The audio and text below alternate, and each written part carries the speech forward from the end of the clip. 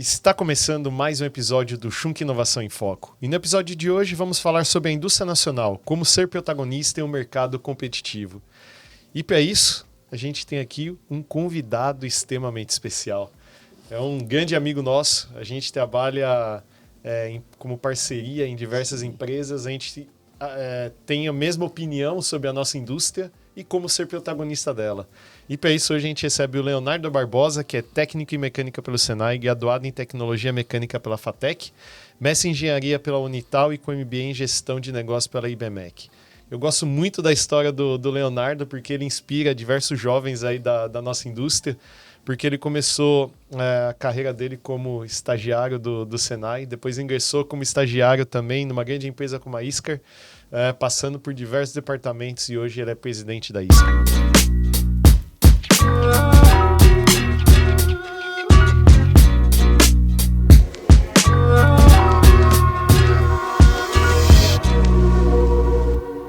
Leonardo, muito obrigado pela sua presença. É um prazer tê-lo aqui conosco e para a gente bater um papo sobre esse tema tão importante. Obrigado, Mário, eu que agradeço. Agradeço o convite e a oportunidade de estar aqui falando de um assunto que eu sou apaixonado, que é a nossa indústria, que é a indústria brasileira. Muito bom, Leonardo. Antes de mais nada, Leonardo, eu acho que, como falei, a sua carreira inspira muitos jovens.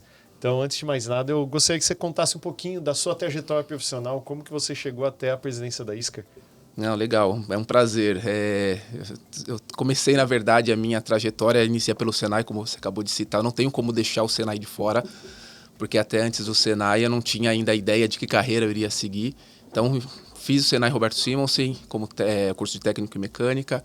A partir daí, eu entrei como estagiário numa empresa e trabalhei por 4 anos como operador de máquina. Então, isso para mim é um grande privilégio, porque hoje eu posso dizer que eu conheço ou já atuei em praticamente todas as posições da nossa indústria, né, quando a gente fala de usinagem.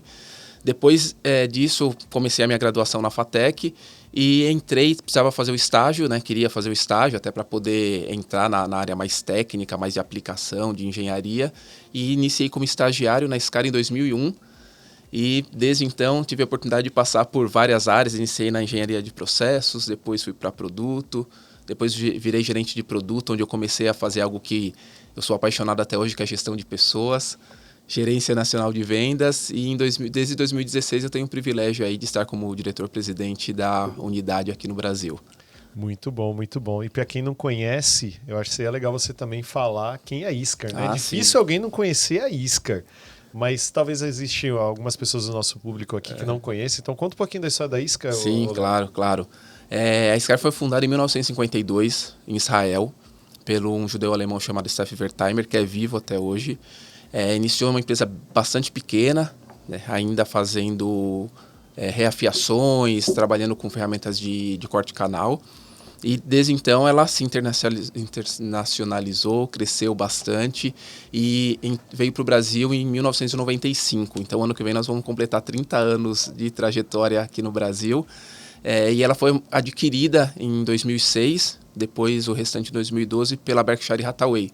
Então, hoje nosso capital é americano, mas a matriz continua em Israel, nosso CEO continua sendo israelense, a cultura da empresa continua sendo de uma empresa israelense. E para quem não sabe, a Iscar ela é uma empresa fundamentada basicamente na produção de ferramentas para usinagem e componentes para usinagem, né, Léo? Exatamente. Nosso negócio são ferramentas de corte para usinagem, adicionando muita inovação e muito serviço nesse processo. E eu acho que a inovação faz parte do nosso DNA, tanto da Schunk quanto da Iscar. Faz parte também, eu vejo nos trabalhos que você tem na indústria, é muito legal ver essa inovação sendo aplicada na indústria nacional. Às vezes a gente escuta demais, poxa, mas eu sempre fiz assim. A gente vai falar um pouquinho mais sobre isso lá na frente. Sim. Mas é algo comum da gente ver na nossa indústria, né, Léo? Mas ainda tocando no assunto de carreira, que eu acho que é um negócio muito legal, você mencionou um negócio muito interessante, que você tem a paixão lá de gestão de pessoas. Eu vou te falar que isso daí é um negócio muito legal, porque quando você começa a gerir pessoas, você começa a mudar um pouco a sua mente, a sua forma de agir, até na sua vida pessoal. Exato. Mas é algo bastante complexo. E eu te faço uma pergunta, depois de mais de 20 anos de Iscar, O que te motiva a continuar Sim. nessa busca de inovação, tecnologia, capacitação, olhar para uma empresa e falar assim, poxa, você tem potencial, bem como para as pessoas, poxa, você tem potencial. O que te motiva, Léo? É muito legal, e eu refletindo nessa sua pergunta, é interessante que hoje eu me sinto mais motivado do que no início da minha carreira. E eu vou explicar até por quê, né? Hoje o que mais me motiva é eu poder executar na plenitude o meu propósito. No início da minha carreira, ou até quando eu iniciei na SCAR lá em 2001, o meu principal objetivo, ou eu me sentia muito motivado, é eu executar tarefas. Então, no início, fazer um processo bem feito e depois vê-lo usinando era algo muito legal. Fazer a introdução de um produto novo na indústria brasileira. Então, tudo isso me motivava. E depois, fazendo gestão de pessoas, quando eu passei a gerir pessoas, fazer com que as pessoas fizessem. Isso tudo sempre me motivou, mas hoje eu me sinto muito mais motivado porque eu tenho muito claramente para mim um propósito, que é um propósito de fazer a diferença no Brasil. Mas eu sempre falo que é qual Brasil? O Brasil que eu posso mudar, não é o Brasil inteiro. E hoje, na posição de diretor-presidente de uma empresa que tem muita tecnologia, líder de mercado no seu segmento, faz com que eu alcance do meu braço, né, a possibilidade de mudar. E falando da indústria, né, trazendo esse Brasil para o foco do podcast, né, para o foco aqui do nosso negócio, que é a indústria, isso me deixa muito motivado. A possibilidade de poder desenvolver as pessoas, de treinar as pessoas, de ajudar a nossa indústria a ser mais próspera, mais competitiva, mais produtiva. Isso conversa demais com o meu propósito de vida. E é por isso que eu me sinto muito motivado, acordo todo dia cheio de energia, com brilho nos olhos. Muito bom. E o que é legal, seguindo mais ou menos o que você falou também, né? Independente se é uma empresa ou qualquer algo que você lida, sempre vai ter uma pessoa por detrás, né? Então a gente saber como lidar com diferentes emoções, diferentes gerações, diferentes formas de ver a vida, eu acho que é o que faz a gente acordar de manhã e fala, não, vamos lá para esse grande desafio que é o nosso dia a dia. Porque o nosso dia a dia, ele é um grande desafio. Sim. Desde a hora que a gente acorda. Sim. Ainda mais quando a gente vem para uma indústria que a gente saiu lá de uma participação do PIB, a indústria, mais de 20% há poucos anos atrás, hoje representa aproximadamente 11%. Exato. Então, assim, a gente tem um desafio grande pela frente, né? Sem dúvida. Mas, como brasileiro, a gente, e realmente, à frente eu à frente da Schunk, você à frente da SCAR, a gente realmente tem que se juntar para fazer e ser o protagonista, né? Concordo plenamente. Falando um pouquinho sobre a indústria nacional, como que você vê o cenário hoje, Léo? Olha, sendo bem honesto, eu vejo um cenário desafiador, né? Nós temos um grande desafio, que são as dificuldades de se fazer negócio no Brasil, a produtividade, a competitividade da nossa indústria, a própria infraestrutura como um todo é muito desafiador. Mas eu enxergo, isso me dá um alento muito grande, que cada vez mais nós temos uma diferença, e aqui eu não vou nem fazer um juízo de valor, mas claramente existe uma parte da indústria que conversa muito com o que nós da SCAR e vocês da Schunk e muitos outros parceiros e empresas fazem, que é uma indústria que eu chamo que é a indústria que dá certo. Existe uma parte da indústria que está olhando mais às vezes para preço, não tanto para competitividade, enxergando a parte meio vazia do copo, mas existe uma parte da indústria que sempre olhou para inovação, tecnologia, qualidade, e tem incluído também cada vez mais a gestão de pessoas e soft skills. Essa combinação, na minha opinião, é o que vai fazer com que a indústria continue prosperando. E o que me deixa, né, mais alentado, que eu percebo que nos últimos anos, principalmente depois da pandemia, nós vemos um grupo maior de empresas olhando o negócio desse jeito, porque a pandemia trouxe também para boa parte da indústria a percepção da importância de você estar próximo de parceiros fortes, parceiros sólidos, que tenham estrutura, que tenham tecnologia, que tenham inovação, que tenha gente bem capacitada, porque no final do dia, o valor dos produtos que as nossas empresas vendem, ele é muito pequeno perto do todo, só que ele tem uma capacidade de transformação e de fazer a indústria mais competitiva e próspera muito grande. Com certeza. Então eu vejo esses dois cenários, mas tem uma parte da indústria que está funcionando, que dá certo. É essa que é o nosso foco. Eu sempre fico me perguntando, né? para que caminho que o Brasil... Onde que o Brasil vai estar daqui a alguns anos? Eu acho que o Brasil, ele vive no... O Brasil está localizado, primeiramente, num local do mundo privilegiado. Sim. A gente não tem nenhuma intempérie como muitos países têm. O Brasil é um país extremamente rico pela sua natureza, pelo seu povo, pela sua imensidão dos recursos naturais que nós temos aqui. E às vezes a gente não sabe explorar isso daí. Uma vez eu contando uma história e talvez trazendo um cenário muito, muito legal. Uma vez eu estava dentro de um restaurante na Itália. E aí o dono do restaurante, ele sentou na mesa com a gente para conversar. E aquilo foi meio que marcante para mim. Por quê? Ele falou, olha, eu vou falar uma coisa para vocês, mas não me leve a mal. Vocês moram num país que muita gente inveja de estar morando no seu país. E muitos de vocês não valorizam o país que vocês moram. Sim. Isso me fez pensar, poxa, ele tá certo. E aí, quando a gente olha, emenda isso com a nossa indústria, eu vejo que muitas vezes até a própria indústria não confia nela mesma. Não confia no potencial que a gente tem. E aí a gente segue naquela rotina. Poxa, eu sempre fiz assim, para que eu vou precisar ser melhor? O meu concorrente não vai fazer o que eu faço. Mas o pessoal esqueceu que o concorrente não é mais o vizinho dele. Isso. É o cara de lá da China, é o cara da Alemanha, é o cara dos Estados Unidos, é o cara de qualquer outro país do mundo. Você vê dessa forma também, Léo? Eu vejo. Até o Rafael Possari, que você conhece, que é o nosso gerente industrial lá, um grande profissional também. Ele fala que o problema no Brasil é que o Brasil não tem problemas. E aí isso faz com que a gente, em alguns momentos, fique um pouco acomodado.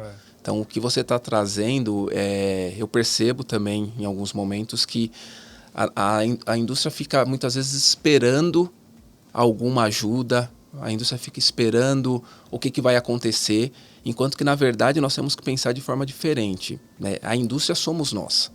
Então, a indústria somos nós que trabalhamos na indústria, que temos boa parte da nossa carreira dedicada à indústria. A nossa formação está toda voltada para a indústria e o nosso ganha-pão vem da indústria. Então, eu acho que a gente precisa, sim, ser cada vez mais um agente multiplicador de mostrar para todos os agentes que fazem parte da indústria que a gente tem condição de fazer melhor. Que, como você falou, o nosso grande desafio hoje ele não está mais no nosso vizinho do lado. Ele está vindo de fora. Então, ele está vindo da China, está vindo da Índia, está vindo de outros países e a gente precisa se preparar para essa competição global. E eu só vejo uma forma disso acontecer. É como nós falamos, inovação, tecnologia, qualidade, gestão. Então, esse desafio realmente a gente tem no Brasil e a gente precisa que a indústria entenda e trabalhe mais fortemente nesse sentido. E você falou um negócio de gestão, eu acho que é muito importante. Eu ainda vejo que tem muita empresa aqui no Brasil que não tem ou tem pouco conceito de gestão. É aquilo lá, a empresa foi fundada, sei lá, 40, 50 anos atrás, sempre seguiu daquele jeito e sempre fiz assim, né? Mas não tem uma gestão por detrás. Tem ser gestor é uma coisa. Você saber gerir é outra totalmente diferente, né? Sim. Então, assim, às vezes eu vejo isso, eu acredito que você também veja mais ou menos nesse sentido. Mas, emendando com esse tema, eu gosto muito de algo que você fala, que é ser protagonista. E o que é ser protagonista da indústria para você, Léo?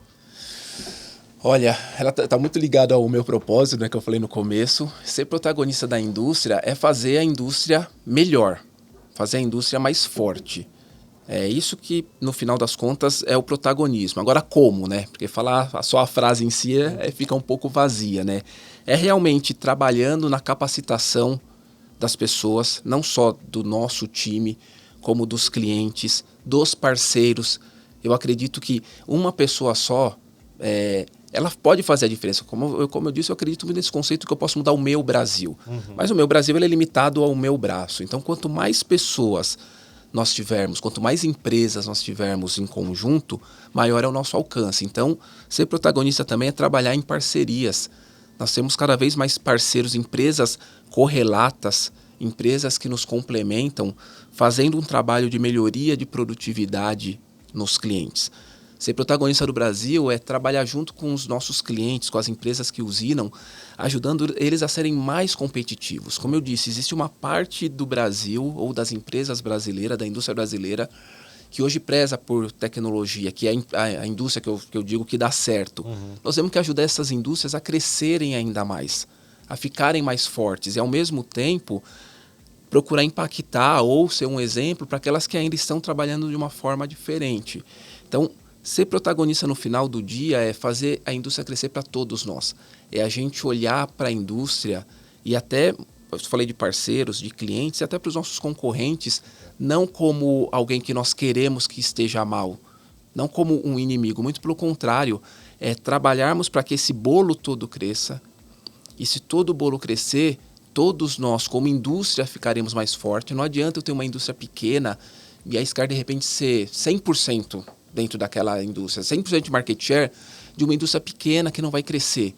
A gente precisa trabalhar para que tudo que está ao redor da indústria, isso passa por pessoas, isso passa por parceiros, isso passa por clientes, isso passa pela educação, todo esse bolo seja desenvolvido, cresça e todos nós tenhamos o quê? Um Brasil mais forte para os brasileiros, que somos nós. E antes da gente começar o podcast, a gente estava falando um pouquinho sobre essa questão de educação, né? Você, Senai, formado lá e falando um pouquinho sobre essa ambição das gerações mais atuais, não restrito somente às gerações mais atuais, mas a gente vê muito hoje na indústria, poxa, eu entrei hoje na empresa, amanhã eu já quero tá subindo, e você é um exemplo de que é possível você subir Sim. na sua carreira se você tiver empenho, dedicação e tudo mais. Sim. Tem aquela frase do Einstein, né, que fala que você não vai ter resultados diferentes se você continuar fazendo da mesma forma. Perfeito. E é aquilo lá. A gente tem que se capacitar, as empresas têm que inovar, porque senão ficarão pelo caminho. Por exemplo, vamos pegar indústrias, empresas muito renomadas no nosso segmento. Vamos pegar uma Volkswagen. Antigamente, quando a Volkswagen produzia o veículo, você tinha N pessoas ao lado da carroceria soldando a carroceria. Hoje é um processo 100% robotizado. Sim. A indústria inovou. Mas hoje você vê indústria, vamos dizer, as usinadoras, que o cara prendia a peça com grampo e parafuso em 1960 e ele continua prendendo peça com grampo e parafuso em 2024. Sim. Então, assim, você ainda vê empresas fazendo corte de peças em torno com bedame de aço rápido. Então, assim, eu acho que ser protagonista é você também olhar o seu ambiente e ver como que você pode ser melhor. E isso não só como indústria, como pessoa, como profissional, como um todo, né? E aí aquele negócio, você falou um tópico muito legal. A gente não tem que olhar para o nosso concorrente e falar, eu quero o meu concorrente com 0 de pedidos. Não. Muito pelo contrário, eu quero o meu concorrente lotado de pedidos. Isso. Significa que eu também vou estar lotado de pedidos e que a minha indústria está indo bem, né, Léo? E o Brasil, por consequência, está prosperando. No final do dia é o que a gente tem que buscar. E você acha que o Sempre Fiz Assim é uma barreira que essa indústria enfrenta hoje em dia? Sem dúvida, Myron, sem dúvida. E é interessante esse do Sempre Fiz Assim, né? Eu tenho trabalhado até bastante lá na SCAR com esse conceito, porque esse Eu Sempre Fiz Assim, ele parte primeiro de algo que já deu certo no passado.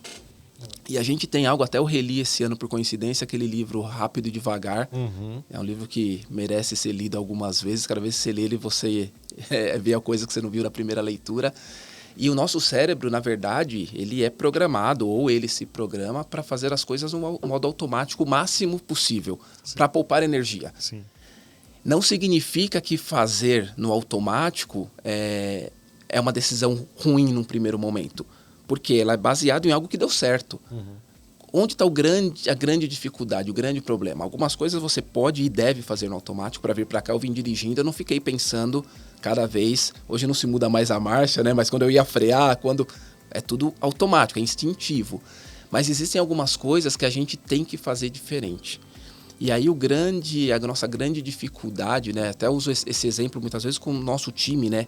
Falando da usinagem mesmo. A gente vê uma aplicação, né, um bedame, lá, um corte que vai ser feito. O cliente pede uma solução para aquilo. Automaticamente o nosso cérebro nos traz uma imagem de algo que deu certo no passado.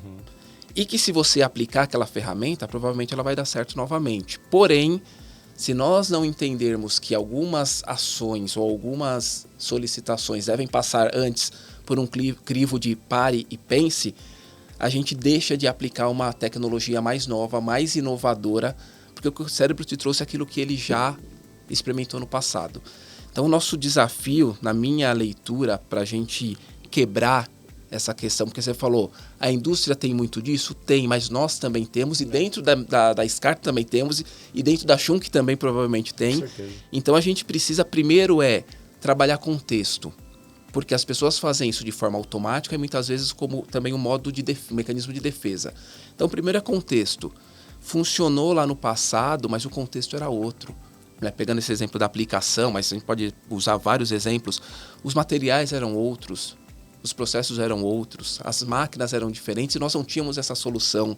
Então, o contexto mudou. Então, nós estamos falando para não prender a peça com parafuso, com grampo de qualquer jeito, não porque não funcionou, funcionava quando começou, tá tudo certo, porque ao mostrar contexto, o contexto de hoje é diferente do anterior, a gente quebra um segundo passo, que é a pessoa sentir que está sendo acusada, que está sendo apontado o dedo.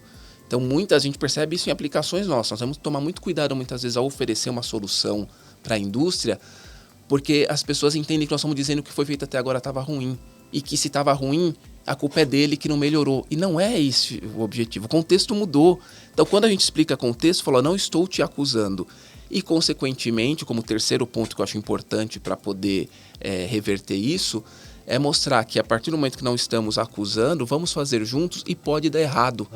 Então, para que ocorra essa mudança do sempre fiz assim, é importante que tenha também a abertura para o erro, lógico, um erro calculado, um erro que nós vamos assumir juntos.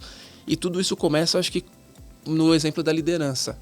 Eu mesmo, né, esse ano, tenho falado o que eu estou falando para você, o time, ao ouvir o podcast, vai ver, pô, o Léo está falando tudo que ele fala para nós aqui. Eu tenho falado isso para o time, o contexto está diferente. Então, as minhas ações, a minha agenda, a minha rotina está diferente, mas não porque estava errado, porque o contexto é outro. Então, não indica a culpa de ninguém. E algumas coisas vão dar certo, outras vão dar errado. O que der errado a gente vai aprender, o que der certo a gente vai colher o resultado. Então, ao fazer isso, né, nós como liderança, como exemplo para o nosso time ganha, se empodera, na verdade, ganha confiança de poder fazer isso e conversar sobre isso com os clientes, que é a parte mais difícil. Com certeza. Porque você mudar a cultura de uma outra empresa é muito mais difícil do que mudar a sua própria. Exatamente. Mas se somos protagonistas, a gente tem que assumir essa responsabilidade, nos prepararmos, que não é fácil, mas nos prepararmos para poder mostrar para o cliente que o contexto mudou, não dá mais para aprender a peça desse jeito. Então, acho que esse que é o grande desafio, mas a forma que eu enxergo, porque isso de fato existe e vai continuar existindo, é que a gente faça isso, contextualize, não procure culpados e tenha a abertura, a possibilidade de, se tiver um erro, ninguém vai ser sacrificado. Isso tudo que você falou é muito legal, porque me remete a um fato que aconteceu comigo quando eu ainda trabalhava com ferramenta de usinagem. Sim. Eu passei por uma fase que trabalhava com otimização em processos em clientes, e aí teve um cliente uma vez que eu fui fazer um processo de otimização que ele usava 4 ferramentas para fazer uma usinagem num produto específico. Cheguei lá e falei, dá para fazer com uma só. Aí o cliente olhou para mim e falou assim, menino, eu era novo na época, eu faço essa peça há pelo menos uns 12 anos. Você acha que eu nunca pensei em otimizar ela? Não dá para fazer. Eu falei, mecanismo de defesa. Dá. Então, assim, e você acredita que deu certo, muito certo. Era uma peça que ele usinava em 14 segundos, saía 2 peças prontas. Tá? Só que esse cara usinava 1.500.000 peças por mês desse produto. Foi salvo nessa brincadeira toda aí 3 segundos. Em vez de 14, você foi diminuído para 11 segundos o tempo de usinagem. Só que para 1,5 milhão. Faz a conta. Sim. O quanto que teve de ganho. Exatamente. Mas inicialmente é isso, né? Mas todo mundo trabalha na defesa. Isso. Ninguém gosta exato. de ser contrariado. Mas a partir do momento que você tem esse gatilho, poxa, eu preciso ouvir mais. Isso é algo que vem acontecendo comigo cada vez. Antes, a gente quando começa na gestão, a gente tem nossos próprios mecanismos de defesa. Então a gente já dava aquela resposta. Uhum. Hoje não. Ouve, Sim. segura, pensa e dá a resposta talvez no dia seguinte. Sim. E isso daí faz uma diferença gigantesca. A gente sabe cada vez mais como trabalhar e ser o protagonista, entendeu? Porque às vezes se você não está sendo... Se você dá aquela resposta imediata, você não está sendo protagonista, você está sendo o defensor. E aí é onde às vezes você tem um problema. E aí a gente amplia isso para a indústria, né? Às vezes você chega no cliente, quer propor alguma coisa nova, não, mas é desse jeito. E eu acho que é legal a gente mencionar e falar um pouquinho do Senai, porque o Senai ele veio passando por uma inovação nos últimos anos. Uhum. Eu vou falar Senai a nível nacional, mas o departamento regional, o estado de São Paulo, passou por algumas mudanças muito grandes aí no currículo dos cursos, e a gente vê uma inovação muito grande, né, Léo? Justamente para trazer um pouco disso, o que tem de mais novo dentro da indústria. E hoje a gente fica feliz em falar que o Senai sim está preparado para capacitar os alunos que vão chegar lá na indústria muito mais preparados do que eram há alguns anos atrás. Perfeito. Você também vê isso, né? Perfeito. Vejo da mesma forma. Acho que o Senai eu sou fã do Senai, né? Eu costumo dizer que o Senai teve um papel importantíssimo na minha vida, mas é muito bacana a gente perceber também essa até humildade, vamos dizer, da alta gestão do Senai, de procurar ouvir mais as indústrias, envolver a indústria nesse processo, para que a gente tenha profissionais mais alinhados com a necessidade da indústria, porque no final do dia o Senai existe para isso, para capacitar profissionais que depois serão profissionais da indústria. Então a gente percebe essa evolução. O nosso grande desafio quando a gente fala de Senai, de capacitação, na minha opinião, e de novo, né, trazendo o protagonismo para nós, porque quando a gente fala de Senai e educação, ele envolve muitas esferas, é muito complexo, mas o que nós temos que fazer é que essa moçada, que na minha visão também está sendo mais bem treinada do que estava antes dessas mudanças curriculares, dessa visão do Senai, queiram permanecer na indústria. E aí é aquilo que eu sempre falo, provoco, né? Já devo ter falado para você, senão fica aqui no ar, mas falo para muitos dos meus pares, como que nós vamos tornar a indústria mais atrativa para os jovens. Como que nós vamos fazer com que o jovem... Não vou nem falar daquele que não entrou no Senai, porque isso também a gente tem que dar nossa contribuição para que eles queiram ir para o Senai. Mas existe algo ainda mais complicado, que é quem estuda no Senai, quem se formou no Senai, não permanecer na indústria. E a indústria hoje, ela é charmosa, ela é atrativa. Tem inovação, tem muita tecnologia, tem muita digitalização. Então a gente precisa mostrar, trazer o aluno para dentro da empresa. Precisamos, aí eu falo como Scar e eu como Leonardo, precisamos fazer mais por isso. Acho que aí é algo que eu posso fazer um pouco mais também e devo fazer um pouco mais, para que eles vejam essa atratividade. Eu uso como exemplo algo que aconteceu no começo do ano com meu filho. Então tem um filho, né, no começo do ano, estava com 15 anos, a gente estava no sábado, estava só eu e ele no carro, e aí do nada ele me fez uma pergunta sobre as máquinas. Às vezes quando a gente vai lá na Scar, eles adoram ir lá na Scar, ver as máquinas, ver a produção, como que funcionava aquelas máquinas com robô. E aí eu expliquei, não, é um programa, você coloca lá, né, aí coloca G para alguns, para isso, o avanço e não sei o que, e aí a máquina faz tudo aquilo que você programou. Ele falou assim, poxa, então é um programa. Igor, porque ele gosta muito do negócio de tá ligado, na verdade, tá iniciando, né? Começando a ficar mais antenado nessa questão de programação, de TI, diz que quer ir por esse caminho. Falei, então é a mesma coisa. Eu falei, exatamente, é a mesma coisa. É um programa que hoje, poxa, você pode criar macros, você pode fazer trabalhos, o nosso time lá faz um trabalho fantástico nesse sentido, e é tecnologia na veia, é digitalização, é inovação, é programação. Então, a gente tem que mostrar isso para que a turma venha para a indústria e fique na indústria. E o que é legal, outro dia eu vi uma frase que eu até coloquei nas minhas apresentações, a inovação, ela vai trazer para a indústria cada vez mais homens pensando do que homens fazendo.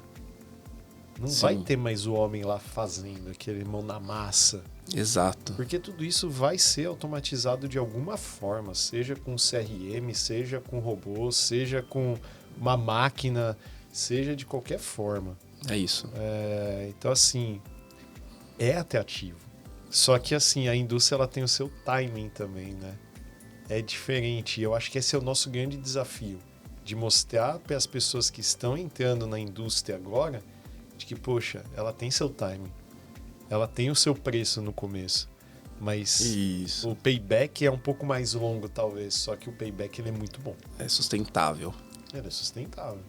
Então, assim, você tá mais de 20 anos na SCAR. Sim. Eu tô praticamente há 20 anos também trabalhando em empresas alemãs. Então, é a segunda empresa alemã que eu trabalho. Então, assim, a gente vê esse resultado. Isso, né? no Então, médio e longo assim, prazo. Exatamente, não é amanhã. Exato. Então, essa é a grande dificuldade, né, Léo? E falando um pouquinho sobre inovação, eu comentei, coloquei essa frase aqui, eu acho que a gente ouve muito aquele negócio, né? Para que eu vou inovar? Inovar é perda de tempo. Uhum. Por que inovar?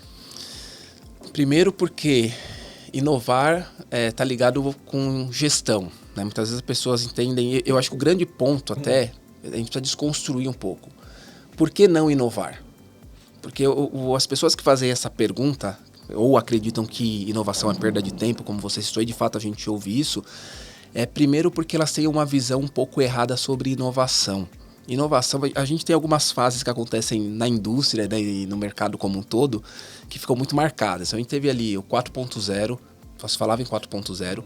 4.0 existia antes, continua existindo, mas naquele momento colocou ali um nome que eu acho bom, porque se fala bastante daquilo, mas por outro lado acham que é somente aquilo, né?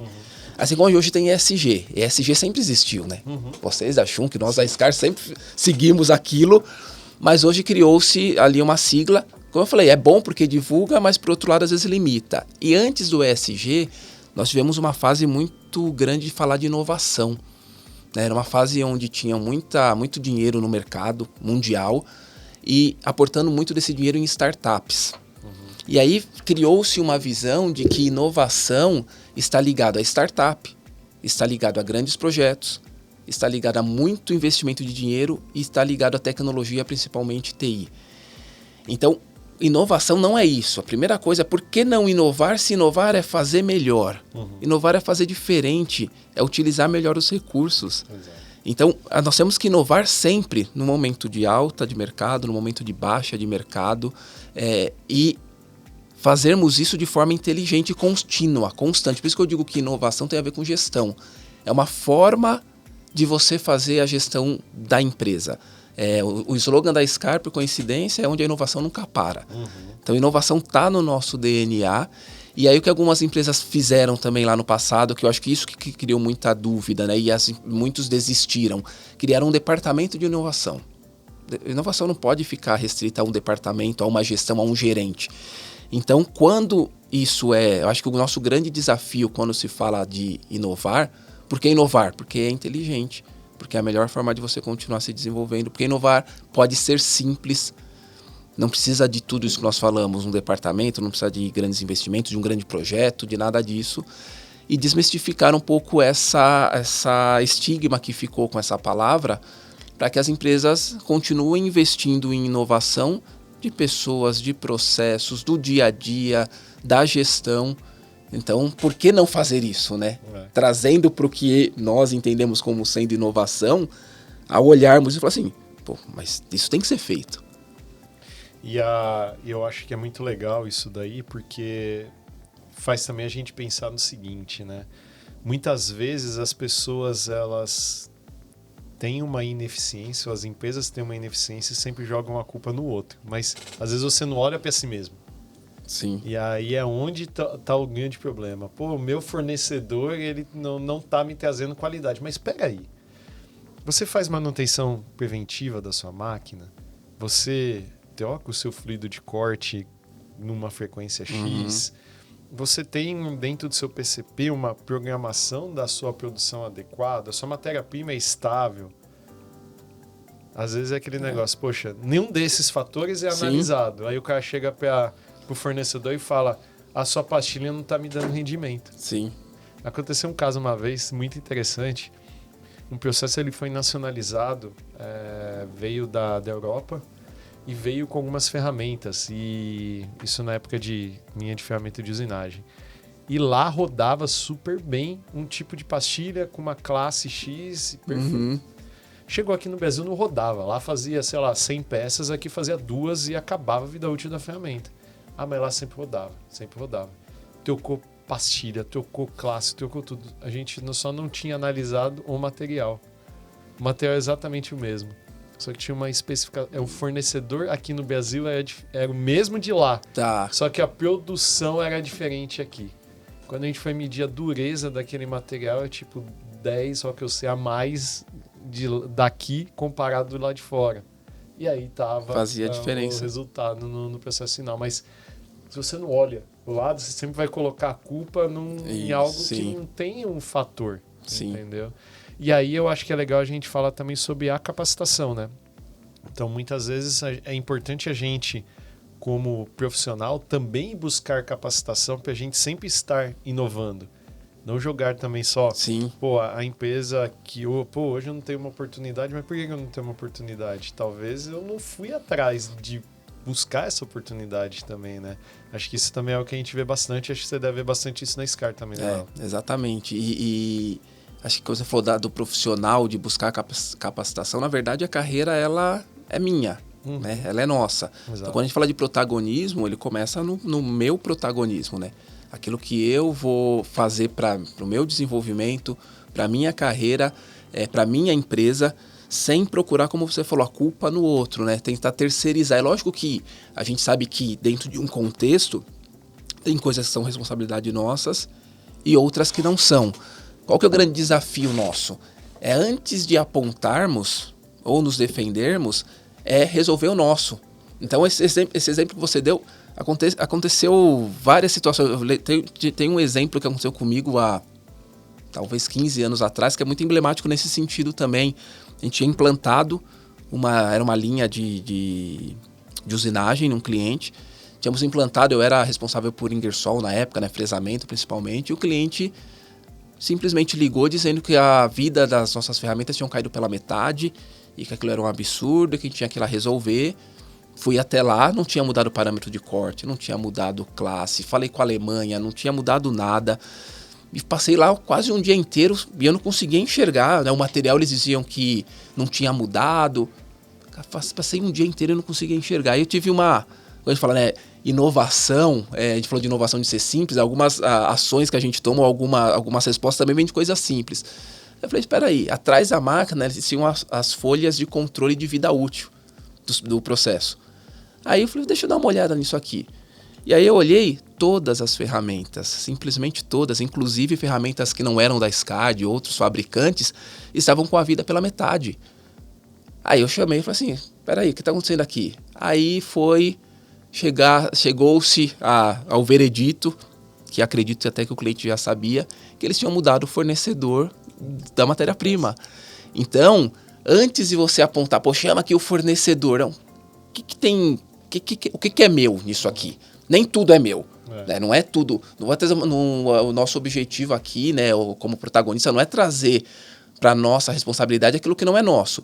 Mas antes de eu apontar, antes de eu chamar o fornecedor, antes de eu achar um culpado, deixa eu ver qual que é a minha parte, fazer isso aqui o melhor que eu puder e aí sim envolver os demais. Exato. Porque senão vira uma troca de acusações. Pode até ser que o outro melhore, mas você está perdendo a oportunidade de se desenvolver. Exatamente. E chegando quase no final aqui, eu te faço uma pergunta muito interessante. Qual que é a sua expectativa para o futuro da indústria nacional, Léo? Você já falou que a gente tem um desafio grande pela frente. Sim. O mundo todo está numa situação um pouco conturbada quando se diz a respeito de indústria, os conflitos e tudo mais. E isso acaba impactando os investimentos. Mas e o Brasil? Olha, o Brasil, acho que a gente tem um bom caminho. E aqui eu não quero ser otimista sim, mas não um otimista sem fundamento, né? A gente tem um bom caminho se nós continuarmos investindo em tecnologia, né? Tudo que nós falamos, qualidade, produtividade é muito importante. Adicionando algo que eu acho que o brasileiro tem de muito bom, que são as nossas soft skills, principalmente quando a gente fala de criatividade, resiliência. Eu acho que o Brasil tem aqui alguns componentes muito importantes.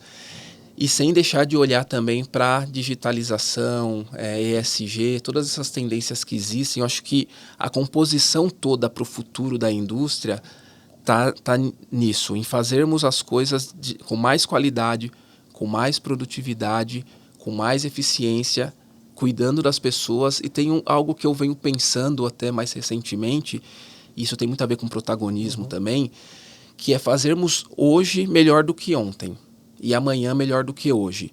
Porque se nós quisermos ter exatamente a mesma produtividade ou o mesmo nível de, seja de output, do que for de um chinês, a gente depende de conjunturas que não estão só ao alcance da indústria.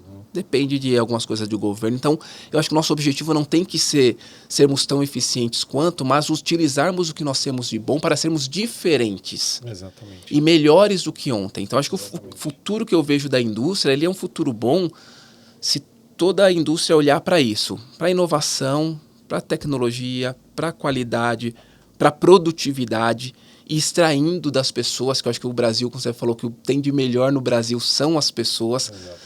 Hoje de manhã eu estava no caminho, ainda ouvindo um podcast, né, onde a pessoa falava, o Brasil não é para qualquer um, não é para amadores.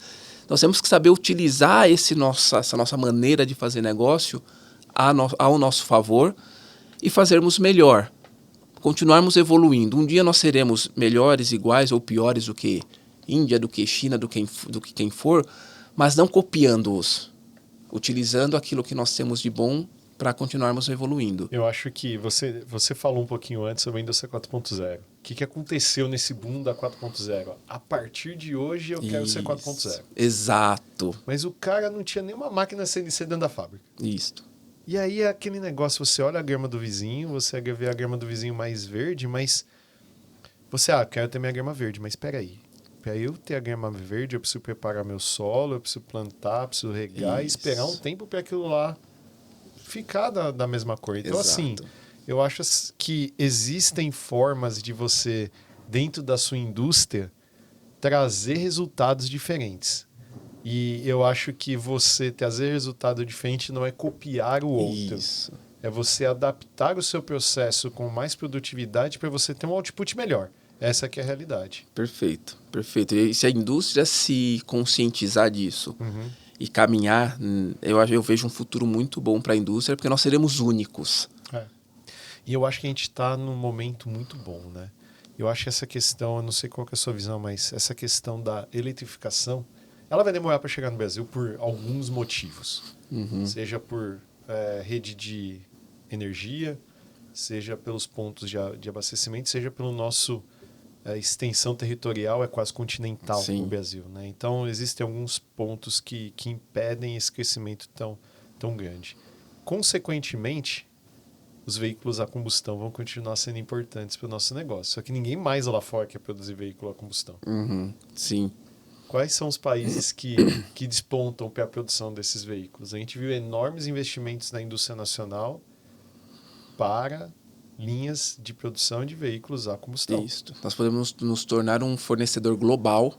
Nos tornarmos um cluster. Exatamente. E eu acho que e é muito legal esse seu exemplo. A gente precisa saber aproveitar esse momento. Isso. E é muito legal o exemplo, Myron, porque eu acho que assim, a gente tem que entender qual que é a nossa vocação e a indústria toda trabalhar muito fortemente nessa direção. Porque como que a gente fala hoje de eletrificação, sendo que tem todos esses pontos que você trouxe que são os aspectos negativos. Não cabe eletrificação nesse momento para nós. A gente não tem que ter vergonha disso. Nós temos que investir naquilo que nós somos bons, que nós somos fortes. Exatamente. Que é a parte de combustão que no Brasil, por causa do etanol, já é limpa. Exatamente. Eu estava vendo alguns comentários aí que existe até algumas tendências de alguns países lá fora começar a adicionar etanol no combustível. Então vocês veem a tecnologia que nós temos aqui dentro. Isso. Então, assim, Isso. o Brasil tem Somos muito pra pioneiros. crescer. E a gente está falando só de indústria automotiva, mas a gente expande para a agricultura, que é extremamente importante dentro do nosso negócio. Sim. A gente expande pelo setor aeroespacial, puxado pela Embraer, com toda certeza. A gente tem N outros setores aí dentro da nossa indústria que fazem sentido, que são atrativos. Léo, chegando ao final do nosso podcast aqui, Já passou? o bate-papo foi muito legal. Mas eu gostaria de abrir um espaço para você deixar uma mensagem final para o nosso público. Legal. Fica à vontade.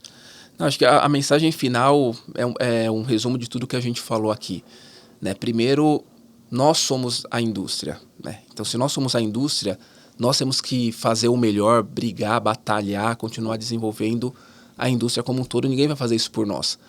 Agora, esse nós, volta para o protagonismo, somos nós as pessoas. Como eu sempre falo, não existe a Schunk, não existe a Scar. Se a Schunk hoje fosse fazer um podcast com a Scar, não estaríamos eu e você aqui. Exatamente. Estariam as duas plantas, uma de frente para a outra, ou as duas plaquinhas, uma de frente para a outra. Então, existem as pessoas da Schunk, as pessoas da Scar e as pessoas da indústria. Então, acho que a minha mensagem final é: eu acredito realmente que a indústria pode voltar a ter uma grande representatividade no PIB.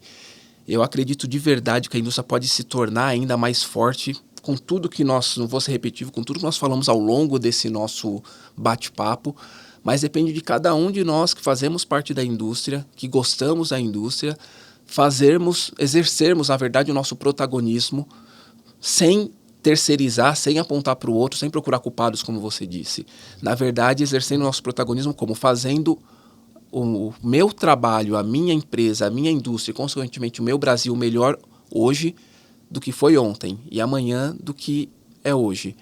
Então, o meu recado final é: nós que somos da indústria, as pessoas que trabalhamos na indústria, não vamos desistir da indústria. Muito pelo contrário, tem muita coisa bacana para ser feito, tem muito para crescer, e eu acredito que isso só vai acontecer através das pessoas.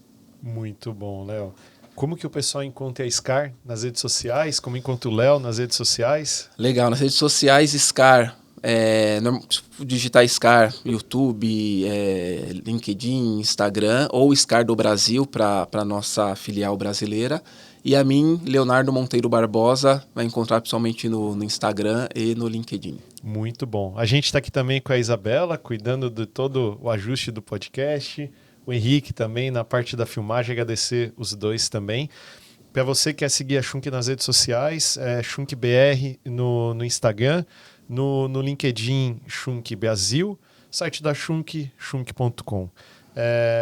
Léo, foi um prazer mais uma vez falar sobre o protagonismo da indústria nacional contigo. Espero que todos vocês tenham gostado. Espero vocês no próximo episódio e tchau.